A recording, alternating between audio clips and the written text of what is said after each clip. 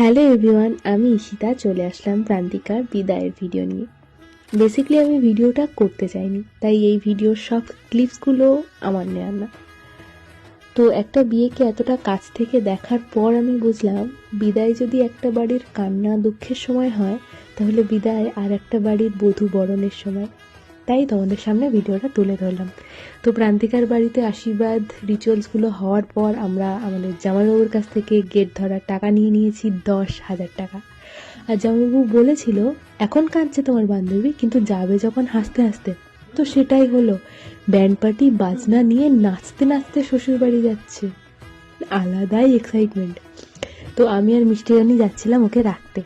ও যেহেতু কখনো শ্বশুরবাড়ি যায়নি, ওদের অ্যারেঞ্জ ম্যারেজ, তো একটু করে গাড়ি এগিয়ে যায় আর জিজ্ঞেস করে আর কত দূর চলে এসছি, আর কত দূর চলে এসছি।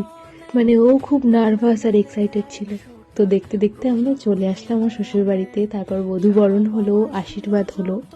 মাঝখানে ভিডিও ক্লিপসগুলো নিতে পারিনি, কেননা কাকু কাকিমা ভিডিও কলে ছিল, ওদেরও একটা মেয়ে, ওরাও দেখছিল।